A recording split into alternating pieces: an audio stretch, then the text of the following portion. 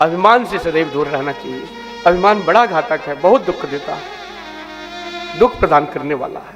हमेशा संत गुरु भगवान के चरणों में दीनता पूर्वक जाना चाहिए। हे भगवान मेरी रक्षा करिए, मेरे हृदय में अभिमान न होने पाए, न धन का, न शरीर का, न कीर्ति प्रतिष्ठा का, और ना ही किसी अपनी योग्यता का अभिमान हो। जो भी मुझे प्राप्त है, हम सब, वाणी भी तो हमारे पास नहीं थी, हमारे शरीर में एक वस्त्र भी तो नहीं था, नग्न पैदा हुए हैं, हम बोल भी तो नहीं पा रहे थे। जो कुछ भी मिला है यहाँ परमात्मा से ही मिला है। इसलिए भगवान की उपलब्धि को अपनी उपलब्धि समझ करके मगन होना, यही सबसे बड़ा भ्रम है जीव का। भगवान की उपलब्धि को अपना मान करके मगन होना, यही जीव का सबसे बड़ा भ्रम है और यही दुख का हेतु है। अतः अपनी समस्त योग्यता को प्रभु के चरणों में समर्पित करके निश्चिंत हो जाना, प्रभु के लिए कर्म करना कितना सुखद मार्ग है। लेकिन हाय दुर्भाग्य, जीव समझ नहीं पाता।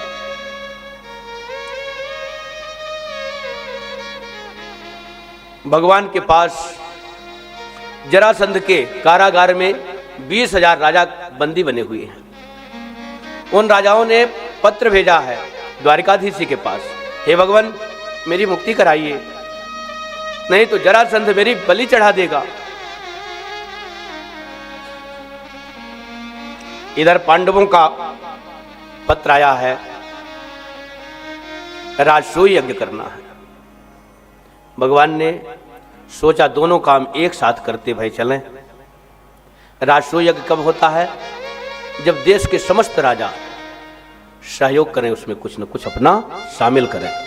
एक नियम है, समस्त राजाओं के यहाँ से धन द्रव्य या अन्न आ चुका था, लेकिन जरासंध के यहाँ से कुछ भी नहीं आया था। भगवान ने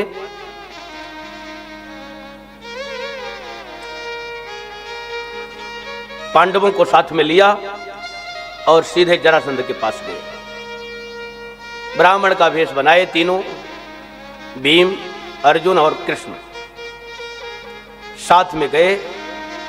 उस समय जरासंध बहुत दान करता था, सुबह से शाम तक वो मुक्त हाथ दान करता रहता था अपने हाथ से। श्री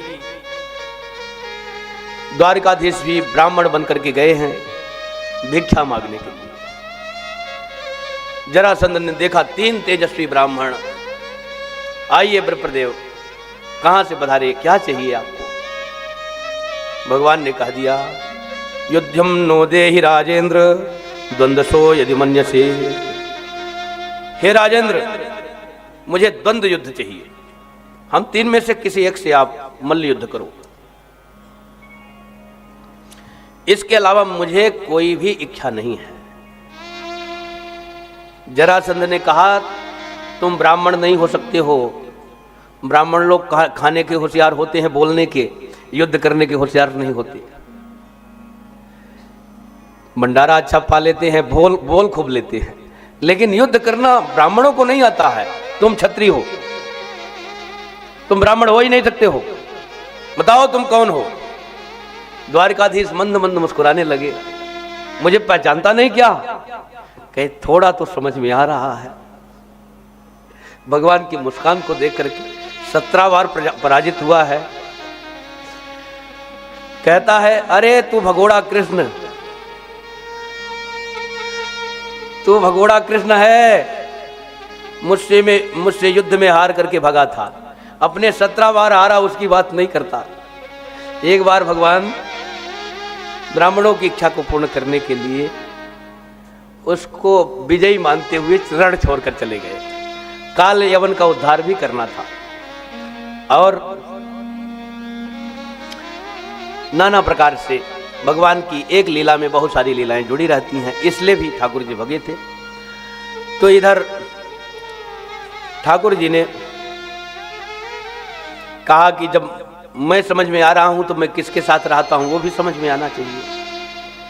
अपने रूप में तीनों आ गए। जरासंध कहता है, मैं जो है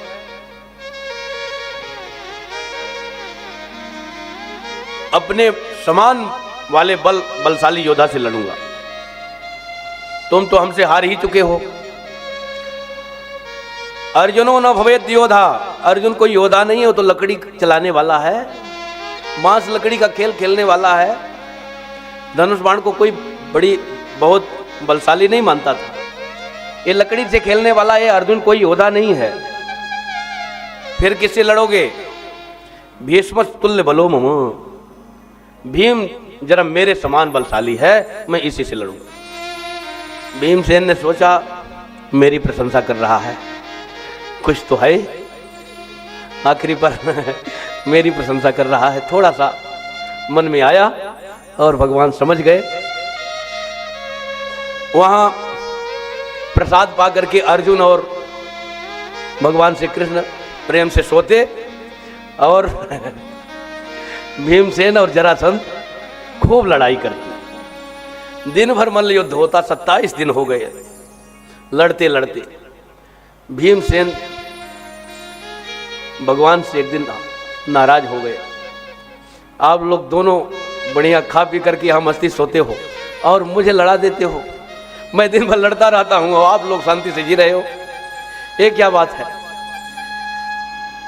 भगवान ने कहा जरा मेरी ओर कभी देखते हो, मेरी क्या गलती है? ऐसे हम लोगों का हाल है। हम लोग तो लड़ाई में पड़े हैं, घर गृहस्थी में, आश्रम में, घर गृहस्थी में, जो जहां व्यवस्थित है सब पड़ा है। लेकिन भगवान की तरफ भी देख लें तो इस अजय संसार से जीत जाएंगे, नहीं तो हार जाएंगे। भगवान की तरफ देखते रहें और इसमें लड़ते रहें। लड़ाई तो करना है, जो पाठ मिला है पढ़ना है, परंतु बीच बीच में ठाकुर जी को देखते रहें।